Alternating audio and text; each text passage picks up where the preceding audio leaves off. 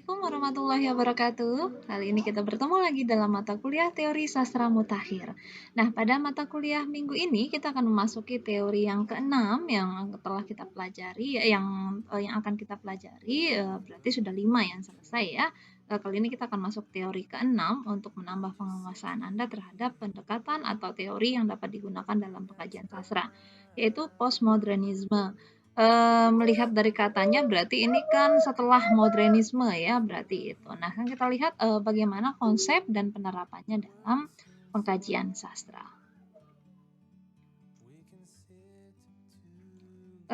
Postmodernisme itu apa? Ya, ini sebenarnya kalau dilihat, postmodernisme ini juga disebut dengan istilah posmo. Ini gerakan abad akhir ke-20 dalam seni, arsitektur, kritik yang melanjutkan modernisme. Jadi sebenarnya tidak hanya dalam teks sastra, tapi juga dalam ilmu lain ya.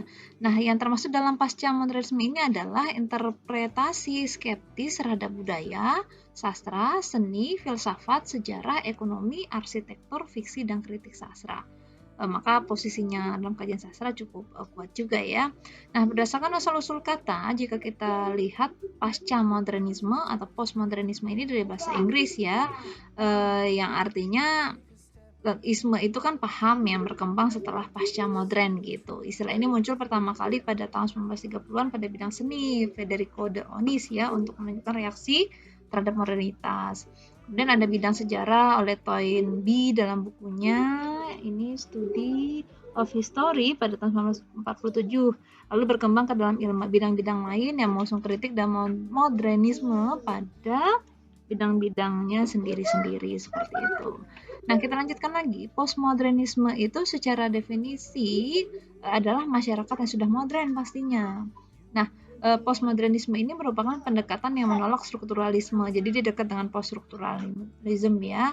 Nah, postmodernisme ini menghargai deotorasi, destrukturisasi, pluralisasi, fragmentasi, keanekaragaman, kontradiksi, ironi, dan relativitas ya. Jadi dalam postmodernisme ini karena kaitannya dengan hal-hal yang berada sesudah modern gitu ya, masyarakat sudah modern, dia menolak paham ini, maka dalam postmodernisme ini hal yang dianggap itu adalah tidak anggap tidak kaku. Di situ lebih hal-hal yang bersifat menolak, tidak menganggap sesuatu itu sifatnya konstan atau statis, tapi suatu makna itu dapat berkembang dengan sendirinya, kira-kira seperti itu.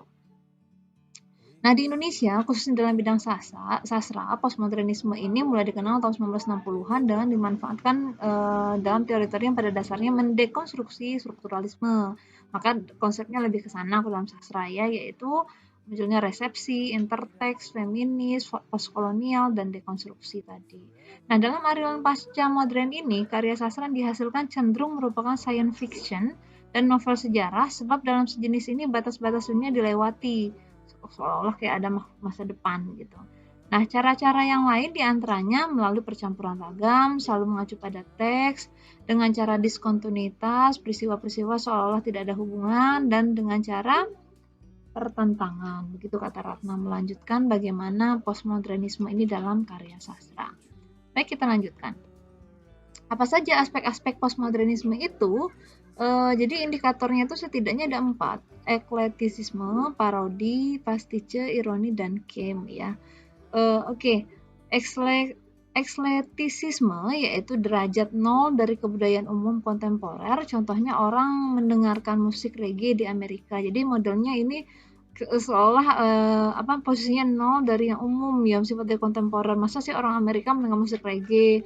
Masa nonton film koboi di Arab? Nah, menyantap McD itu makan siang, masakan lokal untuk makan malam. Jadi hal-hal seperti ini loh yang dianggap kurang tidak seperti biasanya. Lalu parodi itu yang satu berbentuk dialog, yaitu satu teks bertemu dan berdialog dengan teks lainnya. Tujuan ini untuk mengekspresikan perasaan puas, tidak senang, tidak nyaman, berkenaan dengan intensitas gaya. Lalu menurut ada yang sifatnya kids, itu adalah seni rendahan yang berselera rendah dengan memproduksi gaya, bentuk, dan ikon untuk pergeseran penekanan dari isi ke bentuk gaya. Lalu camp ini adalah pengelabuan identitas dan penoppengan. Satu model estetisme yaitu satu cara melihat dunia sebagai satu fenomena estetik. Kira-kira seperti itu ya.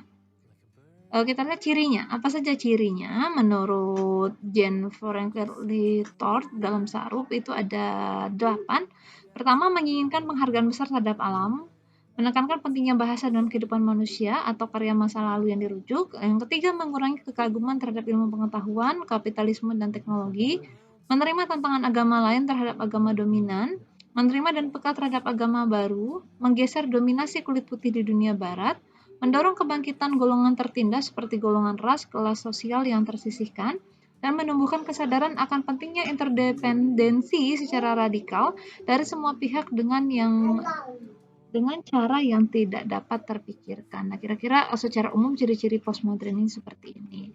Nah, tapi yang perlu kita arahkan, yang perlu kita pahami adalah kalau kita lihat sebenarnya dalam postmodernisme ini ada 3 aliran. Ada aliran yang menolak, ada aliran yang tidak hanya sekedar tidak pendapat, tapi ada aliran yang menggabungkannya, yaitu ini aliran yang kita lebih pakai dalam pendekatan sastra yang menggunakan pendekatan postmodernisme Huchon ya pada karya sastra. Nah, ini nanti yang akan bisa Anda gunakan sebagai acuan untuk menerapkan postmodernisme dalam kajian sastra. Ada 4 tahap. Yang pertama, struktur karya sastra bersifat parodis yang postmodern. Yang dimaksud di sini adalah penggunaan penyampaian teks-teks sebelumnya untuk membangun sebuah karya sastra gitu ya. Nah, yang kedua, struktur karya sastra dibangun dalam bentuk pusat dan pinggiran. Dalam bentuk seperti ini, postmodernisme Huchon berusaha mengangkat pinggiran dan menggoyahkan pusat gitu. Jadi yang terpusat itu tidak menjadi yang utama lagi, tapi malah yang pinggiran yang diangkatkan gitu. Jadi yang mengkonstruksi suatu hal yang tidak biasa. Nah, karya sastra postmodern perlu dikontekstualisasikan dengan lingkungan penciptaannya. Jadi ini ada aspek sosial, historis, dan politisnya. Hal ini disebabkan karya sastra postmodern tidak bersifat nostalgis untuk menceritakan kembali peristiwa masa lalu, tapi bersifat kritis untuk mengkritisi kondisi masyarakat ketika karya itu diciptakan. Jadi lebih arahnya ke sini nanti ya. Dan yang terakhir dalam pendekatan postmodernisme Huchon ini, sebagai bagian dari komunikasi, kehadiran pengarang dan pembaca dipertimbangkan dalam pendekatan postmodern. Dalam hal ini, pengarang yang dimaksudkan adalah pengarang yang ada dalam implisit dalam karya sastra dan pengarang sebagai bagian dari masyarakat ketika karya itu diciptakan. Nah, kehadiran pengarang dalam karya sastranya dapat ditandai melalui suara-suara kepengarangannya, pusat pengisahan atau point of view, narator, dan tokoh-tokoh tertentu. Nah, catatan penting, meskipun demikian, peran pembaca sangat penting karena melalui proses pembacaan maka melalui proses pembacaan itu makna sastra itu dihasilkan. Jadi proses pembacaan menjadi sangat penting, maka peran pembaca pun sangat penting dalam pengkajian ini. Nah, kira-kira itu pengantar dari saya dalam postmodernisme ini. Silakan dipelajari literatur lebih lanjut. Kita akan berdiskusi melihat hasil-hasil kajian postmodernisme. Mudah-mudahan dapat dipahami. Terima kasih atas perhatiannya. Wassalamualaikum warahmatullahi wabarakatuh.